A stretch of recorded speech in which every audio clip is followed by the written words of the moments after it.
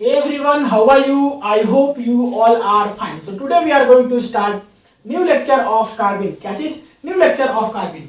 तो आज की क्लास में हम लोग बड़ा ही इंपॉर्टेंट रिएक्शंस देखने वाले हैं, दैट इज की insertion reactions and rearrangement reactions. क्या चीज? इंसर्शन रिएक्शंस क्या होता है और रीअरेंजमेंट रिएक्शंस क्या होता है इसमें कार्बिन में. तो हम लोग इसी के ऊपर आज की क्लास में क्या करने वाले हैं, बात करने वाले हैं.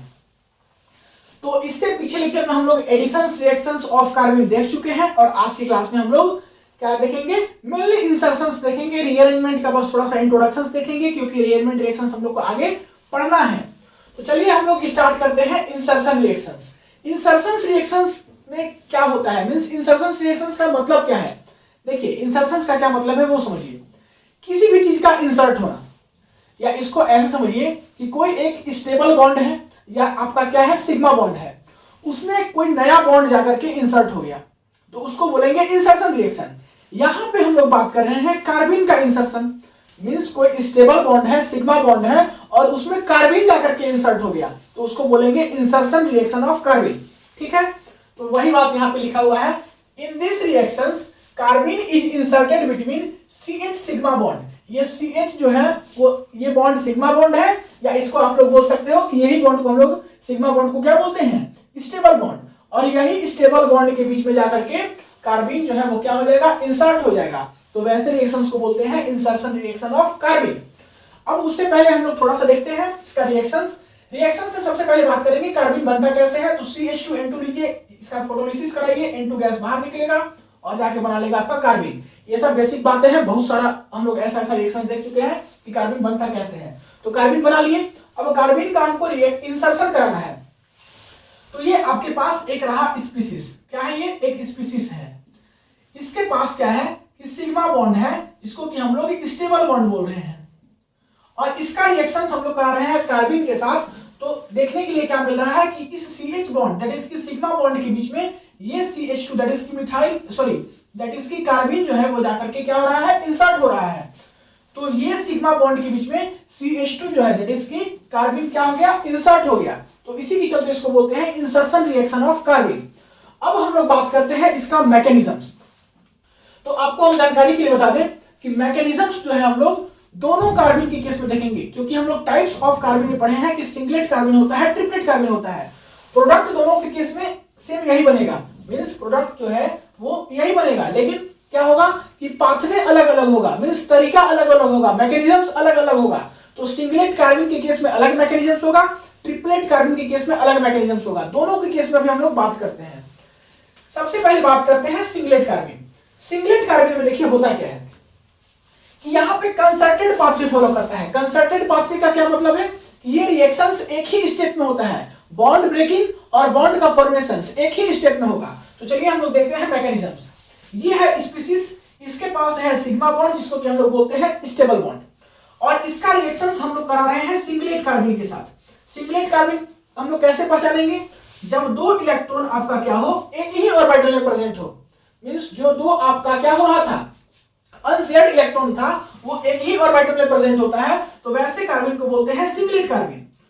तो सिंगलेट कार्बिन को क्या करना है, हमको इंसर्ट कराना है इस सिग्मा बॉन्ड के बीच में. तो हम क्या बोले कि ये कंसर्टेड पाथ से फॉलो करता है, मींस एक ही स्टेप में बॉन्ड ब्रेकिंग भी होता है, बॉन्ड फॉर्मेशन भी होता है. तो क्या होगा कि ये बॉन्ड यहां से ब्रेक होगा, और ये बॉन्ड ब्रेक होगा तो ये बॉन्ड, ये कार्बन इलेक्ट्रॉन अपना ले लेगा और ये हाइड्रोजन अपना इलेक्ट्रॉन ले लेगा.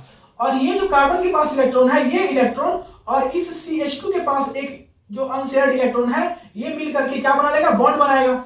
सेम ये हाइड्रोजन का इलेक्ट्रॉन और ये इलेक्ट्रॉन, कार्बन के पास एक और जो इलेक्ट्रॉन है, ये मिल करके क्या बनाएगा, बॉन्ड बनाएगा. मींस यहां से देखिए कि ये बॉन्ड जो है वो आपका ब्रेक हो रहा है और ये बॉन्ड जो है आपका वो फॉर्म हो रहा है. मींस इसका ब्रेकिंग हो रहा है और इसका फॉर्मेशन हो रहा है. तो इसी को हम लोग बोलते हैं इंटरमीडिएट. और ये कैसा पाथवे फॉलो कर रहा है, कंसर्टेड पाथवे. एक ही स्टेप में बॉन्ड ब्रेकिंग भी हो रहा है, बॉन्ड फॉर्मेशन भी हो रहा है. और यहां से जाके आपका क्या हो रहा है कि कार्बिन जो है वो इंसर्ट हो जा रहा है. तो हम लोग सिंगलेट कार्बिन का मैकेनिज्म्स देख लिए इंसर्शन रिएक्शंस के केस में. अब हम लोग बात करते हैं कि अगर आपके पास कार्बिन ट्रिपलेट हो तो इसको कैसे इंसर्ट करेंगे. तो यहाँ पे जो पाथवे फॉलो होता है मैकेनिज्म्स का, वो पाथवे होता है रेडिकल पाथवे. कैसा, रेडिकल पाथवे. ये देखिए आपके पास एक स्पीशीज है जिसके पास क्या है, सिग्मा बॉन्ड है, और यहाँ पे हम लोग क्या कर रहे हैं कि ट्रिपलेट कार्बन का इंसर्शन कराएंगे। तो ट्रिपलेट कार्बन का क्या मैकेनिज्म होगा, देखिए सबसे पहले ट्रिपलेट कार्बन को पहचानिए। इसके पास 2 अनशेयर्ड इलेक्ट्रॉन है और दोनों इलेक्ट्रॉन जो है वो अलग अलग ऑर्बिटल में प्रेजेंट है। हम लोग स्ट्रक्चर जब देखे थे कि एक इलेक्ट्रॉन px ऑर्बिटल में प्रेजेंट होता है और एक इलेक्ट्रॉन py ऑर्बिटल में प्रेजेंट होता है, और दोनों आपस में क्या होता है, परपेंडिकुलर होता है। तो इसका मतलब क्या हुआ कि दोनों इलेक्ट्रॉन क्या है, अनपेयर्ड है, अलग अलग ऑर्बिटल में प्रेजेंट है। तो इसको हम लोग क्या बोलेंगे, ट्रिपलेट कार्बन। क्या बोलेंगे, ट्रिपलेट कार्बन बोलेंगे। अब यहां से देखिए क्या बातें हैं कि जैसे ही हम लोग इसका क्या करेंगे, फोटोलिसिस कराएंगे, मींस सनलाइट के प्रेजेंस में रिएक्शंस कराएंगे या तो फिर हीट के प्रेजेंस में रिएक्शंस कराएंगे, तो यहां से क्या होगा, होमोलिटिक क्लीवेज होगा। और होमोलिटिक क्लीवेज होगा, ये बॉन्ड ब्रेक होगा, ये कार्बन के पास इलेक्ट्रॉन, ये बॉन्ड ब्रेक होगा, ये हाइड्रोजन के पास इलेक्ट्रॉन। अब देखिए ये जो आपका CH2 के पास, दैट इज की ट्रिपलेट कार्बन के पास ये एक अनशेयर्ड इलेक्ट्रॉन और ये हाइड्रोजन का एक अनशेयर्ड इलेक्ट्रॉन, दोनों मिल करके क्या बना लेगा, CH3। और इसके पास जो है एक और इलेक्ट्रॉन बच रहा है, तो ये CH3 के पास एक क्या आ गया, रेडिकल आ गया। यहां से देखिए इस कार्बन के पास यहां पर भी एक रेडिकल का फॉर्मेशन हुआ, तो यहां पे हम लोग यहां पर भी एक रेडिकल दिखा दिए।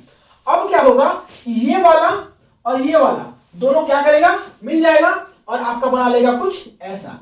इस CH3 को हम लोग दिखाए हैं CH2 और H से। तो देखिए कि दोनों के केस में, ट्रिपलेट कार्बन के केस में और सिंगलेट कार्बन के केस में प्रोडक्ट एक ही आया है, लेकिन बस क्या है, मैकेनिज्म्स अलग है, मींस पाथवे अलग है। यहाँ पे कंसर्टेड पाथवे और यहाँ पे रेडिकल पाथवे, मींस यहाँ पे रेडिकल का फॉर्मेशन हो रहा है, देन बॉन्ड बन रहा है, और यहाँ पे क्या बन रहा था, डायरेक्टली यहाँ पे एक ही स्टेप में बॉन्ड ब्रेक भी हो रहा था, बॉन्ड फॉर्मेशन भी हो रहा था। तो उम्मीद करते हैं कि यहाँ तक कोई दिक्कत नहीं हुआ होगा। अब हम लोग देखते हैं एडिशन रिएक्शन जो है वो 10 टाइम फास्टर होता है इंसर्शन रिएक्शन से। इससे पीछे क्लास में हम लोग एडिशन रिएक्शंस पढ़े हैं, वो आपका इंसर्शन रिएक्शन से 10 गुना ज्यादा स्पीड से होता है, मींस 10 टाइम फास्टर होता है। इसका रीजन कोई पूछेगा तो क्या बताइएगा, इसका रीजन यही बताना है कि एडिशन रिएक्शंस में हम लोग पाई बॉन्ड को ब्रेक कर रहे थे और जाके फिर उसमें क्या कर रहे थे, कार्बन का एडिशन करा रहे थे। यहाँ पे हम लोग क्या कर रहे हैं, ये जो सिग्मा बॉन्ड है, दैट इज की स्टेबल बॉन्ड है, उसको ब्रेक करा रहे हैं और क्या कर रहे हैं, उसमें इंसर्ट कर रहे हैं किसको, कार्बन को। तो दोनों में फर्क समझ में आया कि एडिशन रिएक्शंस में पाई बॉन्ड ब्रेक हो रहा था और इसमें क्या हो रहा है, सिग्मा बॉन्ड ब्रेक हो रहा है। तो ये जो है आपका वो क्या होगा, स्लो स्पीड से होगा, और एडिशन रिएक्शंस क्या होगा, फास्ट स्पीड से होगा। और एडिशन रिएक्शंस कितना फास्ट स्पीड से होगा, 10 टाइम्स फास्टर स्पीड से होगा इंसर्शन रिएक्शंस के कंपैरिजन में। ठीक है, तो उम्मीद करते हैं कि इंसर्शन रिएक्शंस आपको समझ में आ गया होगा। अब हम लोग बात करते हैं रीअरेंजमेंट रिएक्शंस। क्या चीज, रीअरेंजमेंट रिएक्शंस। तो ये क्या है, also known as intramolecular insertions reactions. इसको हम लोग इंट्रामोलिकुलर इंसर्शंस रिएक्शंस भी बोलते हैं। इंट्रामोलिकुलर इंसर्शंस रिएक्शंस क्यों बोलते हैं वो देखिए, यहाँ पे देखिए इंसर्शन रिएक्शंस जब आप लोग देखे थे तो क्या देखे थे, यहाँ पे 2 स्पीशीज के बीच में इंसर्शन हो रहा है। यहाँ पे जो है वो एक ही स्पीशीज के बीच में क्या होगा, इंसर्शन होगा, मींस एक स्पीशीज होगा, वहीं पे कार्बन होगा और वहीं पे इंसर्शन होगा। ठीक है, अब इंट्रामोलिकुलर इंसर्शन रिएक्शंस में क्या होता है कि जो एल्कीन है वो इंसर्ट हो जाता है किसमें, सिग्मा बॉन्ड के बीच में। तो चलिए देखते हैं हम लोग, अल्काइल कार्बन जो है वो क्या करेगा, undergoes rearrangement reactions. Alkyl carbon जो है वो क्या करेगा, इंसर्शन रिएक्शन शो करेगा। कैसे शो करेगा, अल्काइल और हाइड्राइड ग्रुप का शिफ्टिंग से, मींस अल्काइल और हाइड्राइड ग्रुप का क्या करने से, माइग्रेशन करने से। तो यहाँ पे आप लोग के पास एक एग्जांपल है, उससे आप अच्छे से समझने का प्रयास कीजिए। ये आपके पास अल्काइल स्पीशीज है, ठीक है, और साथ ही साथ इसके पास क्या है, 2 अनशेयर्ड इलेक्ट्रॉन है, मींस कार्बन भी है। हो क्या रहा है यहाँ से, ये जो आपका मिथाइल है ये आपका क्या करेगा, शिफ्ट करेगा। इसी के चलते हम लोग बोले हैं 1,2 मिथाइल शिफ्ट, मींस यहाँ पे क्या होगा, सबसे पहले मिथाइल ग्रुप का शिफ्टिंग होगा। इसीलिए लिखा हुआ है कि अल्काइल ग्रुप का शिफ्टिंग के थ्रू या तो फिर हाइड्राइड ग्रुप का। अगर यहाँ पे हाइड्रोजन रहता तो क्या होता है, हाइड्राइड शिफ्ट होता। अगर यहाँ पे मिथाइल है तो क्या होगा, मिथाइल शिफ्ट होगा। तो जैसे ही शिफ्टिंग होगा, यहाँ पे 2 अनशेयर्ड इलेक्ट्रॉन है, ये अपना इलेक्ट्रॉन डोनेट करेगा और यहाँ पे क्या करेगा, डबल बॉन्ड बनाएगा। तो ये देखिए आपका कुछ बनेगा ऐसा, CH3 CH2 CCH3 as it is, और ये CH3 जो है इस CH2 के बगल में चला गया और यहाँ पे डबल बॉन्ड बन गया। तो यहाँ पे देखिए कि आपका मिथाइलिन जो है ये दोनों कार्बन के बीच में क्या हो रहा है, इंसर्ट हो रहा है। तो अगर यहाँ पे आपका हाइड्रोजन रहता तो हाइड्राइड शिफ्ट होता एंड देन उसके बाद फिर उसका इंसर्शन होता। तो उम्मीद करते हैं कि रीअरेंजमेंट रिएक्शंस का भी आपको आइडिया लग गया होगा।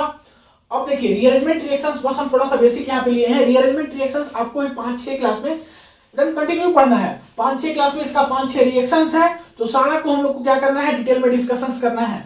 तो उम्मीद करते हैं कि यहाँ तक आपको सारा बातें समझ में आ गया होगा। मिलते हैं अब हम लोग अगली क्लास में। अगली क्लास में नए टॉपिक के ऊपर बात करेंगे, तो तब तक के लिए पढ़ाई करते रहिए। All the very best.